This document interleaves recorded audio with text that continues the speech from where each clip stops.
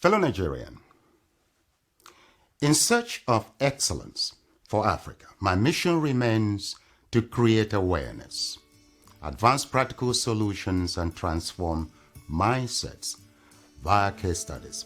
Together, let's midwife deliverance for our race, country, and continent. Please share this video. I am Dr. Israel Noyerem Davidson. Thank you. In 2001, US-led forces overthrew a Taliban-led Afghan government following the 9/11 attacks led by the Al-Qaeda leader Osama bin Laden.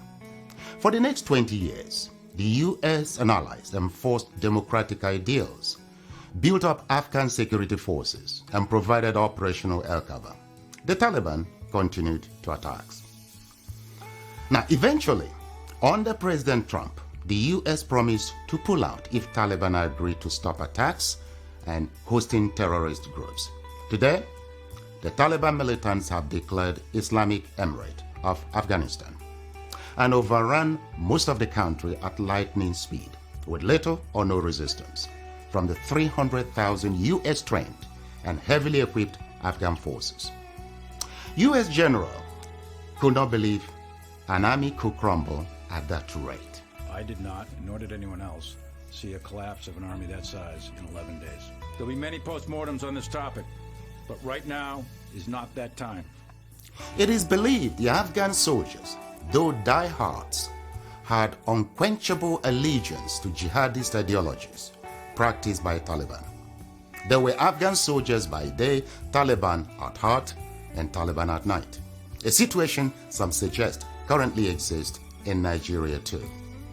So Afghanistan was simply handed over to the mullahs to govern based on their shared jihadist ideological leaning.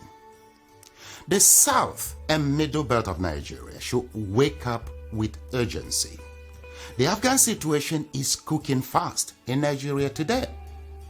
Afghanistan is number 1 on global terrorist list. Nigeria is number 3, second to Iran, with Boko Haram, ISWAP, and Fulani herdsmen militia currently operating unhindered in the territory. You cannot fight religious ideology with guns or democratic ideals, particularly when the people themselves are not wired to accommodate change. See the cost of 20 years of US efforts at enforcing peace, progress, and civilization in Afghanistan, and still they failed. 72 journalists and over 400 aid workers were killed. Between 66 to 69,000 Afghan troops killed. 2.7 million Afghans flee abroad and 4 million displaced citizens. 3,000 US troops killed, 21,000 wounded, and over 3,000 US private security contractors also killed. Over 1,000 NATO coalition personnel killed. $2.3 trillion spent prosecuting Afghan war. As with Afghanistan, the Nigerian armed forces cannot contain the spread of Boko Haram, ISWAP, and Fulani bandits. They have sympathizers within and highly influential individuals in the corridors of power who share jihadist ideologies. There are reports of emerging new and more deadly armed group in Zamfara state today. As in Afghanistan, should the ethnic nationalities in the south and middle belt break away today, in less than 16 weeks, ISWAP and Fulani bandits may likely take over the whole of the northeast and west and declare a caliphate or Islamic republic with little or no resistance. Afghanistan today is a big lesson and an urgent call on southern and middle belt political leaders to force a total restructure of Nigeria now or break it. Please set aside greed, selfishness, and worthless 2023 political ambitions and unite for the sake of your citizens. Despite unfolding calamities across Nigeria, Southern and Middle Belt Christians continue to take comfort in biblical texts alone, believing their lands are beyond conquer because God is alive. Of course I believe He is. However, they forget that modern-day Turkey was once almost 100% Christian and hosted Apostle Paul, Apostle John, and a number of saints. Nigeria is not as holier or much loved by God than Turkey and Afghanistan. Turkey was overthrown by the jihadists while the Christians had all eyes closed. Today, Turkey is more Islamic than Saudi Arabia. Nigeria, as currently configured, is sitting on a tinderbox. We have an army and those in power gifting thousands of militants, far worse than the Taliban, with amnesty, reintegration into society, logistics, and other incentives. Southern agitators demanding an end to the killings, raping, and displacement of citizens are hunted, killed, or detained without trial. In 2000, President Trump forced the release of 5,000 repentant and rehabilitated Talibans from prison and reintegrated them into the Afghan society. Many returned to the battlefield, worsened the security situation in Afghanistan, and strengthened Taliban to overrun the country.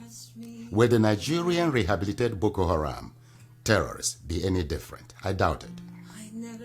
August Punch editorial once, the South is being tactically de-Nigerianized. Indirectly, able citizens are being forced out in droves via mismanaged economy, insecurity, and frustration caused by mediocrity. The Nigerian system celebrates mediocrity, ingrained in the Nigerian constitution as quota system and federal character. It is an agent of slavery, fraud, injustice, underdevelopment, and impunity in the South and Middle Belt of Nigeria. Aggravated discontent and killer herdsmen and bandit activities are driving separatist agitations in the South. The Nigerian police and army respond with violence in communities. Today, it is easy for Southern young men in transit or even at home to be tagged terrorists or Yahoo boys and shot dead. Raising young men in the Southeast has become a scary enterprise, the Punch editorial concludes.